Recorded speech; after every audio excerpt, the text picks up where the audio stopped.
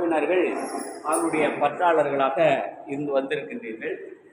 அந்த செய்திகளை இன்று நாம் பதிவு பண்ணி உடனே யூடியூப்ல நாம் இன்னைக்கு பதிவு பண்ணுவோம். அந்த தொகுப்பை நாம் நிறைவு செய்வோம். தொடர்ந்து அதை நாம் பயணிப்போம். பக்கத்தில் ப்ரோக்ராம் நடக்குது தியானம், அதனால் அதிலிருந்து ஆசிரியர் வந்து கலந்துக்கிறத பின்னாடி வந்துட்டார். ஆகவே இந்த நிலையில் டிஜிடி பற்றாளராக நாம் இருக்கிறது என்றால் என்னுடைய தாத்தா அவரோடு இருந்தவர், அவரோடு பயணித்தவர். அவர் காலத்தில் தான் கருதுநாள் படித்து கவர்னர் இருக்கிறார். நான் இந்த விடுதியிலே ஆசிரியர் பயிற்சியில் படித்து 36 பணி செய்து அவரை போல இனம் கொண்டு பயிற்சி வெளிவந்து ஆசிரியர் அவர் நிறைய சொல்லுவார். அவருடைய மகன் அந்த கட்டத்திலிருந்து வெளியேறும்போது அவரை போல நலிந்தோருக்கும் ஒடுக்கப்பட்டவர்களுக்கும் வழிகாட்டும் முறையை கல்விப்பணம் இருக்க வேண்டும் என்பதற்காக நான் 39 ஆண்டுகள் அந்த நலிந்தோர்கள் எஸ்டி மக்கள் எந்த மக்கள் கல்வி இல்லையோ அங்கே போய் தான் எப்படி ஒரு பேர் அதிகாரியாக இருந்தாலும் அதுக்கு வேண்டிய அனைத்து கல்வி உபகரணங்கள் அல்லது கல்வி உதவிகள் இருக்கணும், உடனே ஃபீல்டு பண்ணணும். அப்படிப்பட்ட பணியை செய்து ஓய்வு பெற்றிருப்பாடு என்ன பண்ண போறது எல்லாம் சொல்லியிருந்தாங்க. கடவுள் திட்டம்லாம் சொல்லியிருந்தேன். ஓய்வு பெற்ற 2024 ஜனவரியில் ஓய்வு பெற்று பிப்ரவரிலிருந்து ஏப்ரல் மாதம் வரைக்கும் மதுரையில் பில்லரால் தமிழ்நாடு தலைமை ஆசிரியர்களுக்கான பயிற்சியாக இருந்தார்.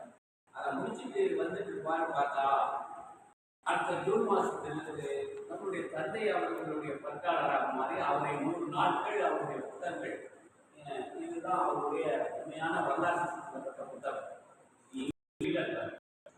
முழுமையான தொகுதிகள் 20 அவை இவருடைய அவர்களுடைய தந்தையினுடைய வரலாறு பெறப்பட்டது. இதனுடைய நிகழ்வு என்னன்னா விடுதலை வீரராக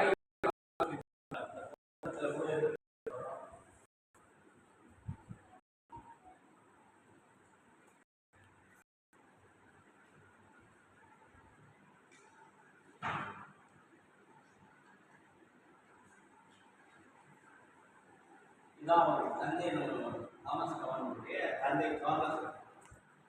இவர் இந்த நாட்டுக்கு அயல்நாட்டிற்காக ஒரு பயணம், விடுதலை பயணமாக இருக்கிறதால் விக்டோரியா மகாராணி அவர்கள் இவர்களை கொலை தண்டனைக்கு தீர்ப்பிடுகிறார். நீதிபதிகள் ஒரு 100 பேர் இவரை வந்து கேள்வி நீதியரசர் கேட்கிறார். என் நாட்டு உரிமை அப்படின்ற தலைப்பில் நம்ம காந்தி இல்லையா அப்படி பேசுகின்ற போது இவரை என்ன பண்றார், கொலை தண்டனை கொடுத்து இவரை நாள் சந்தையில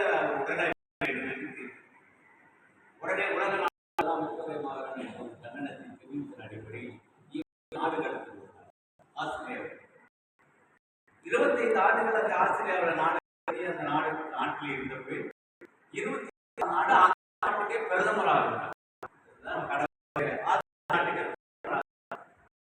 8 பேர் நாடு கடத்தவர்களும் அந்த வீரர்களாக மாறி இருக்கிறார்கள். போய் 22வது வயதில் 14 குழந்தையாக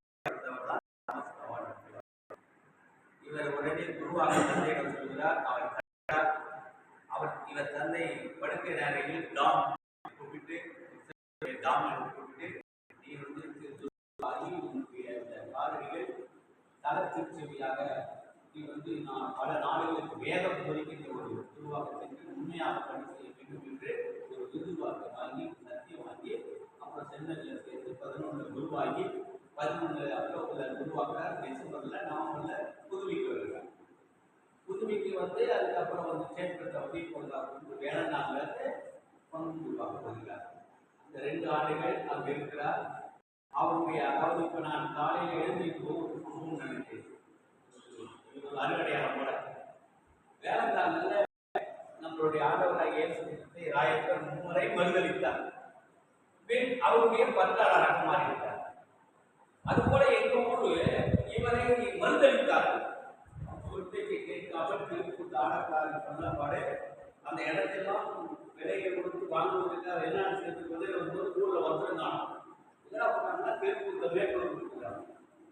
மேற்கொள்ளும் ஸ்டேஜே போட்டு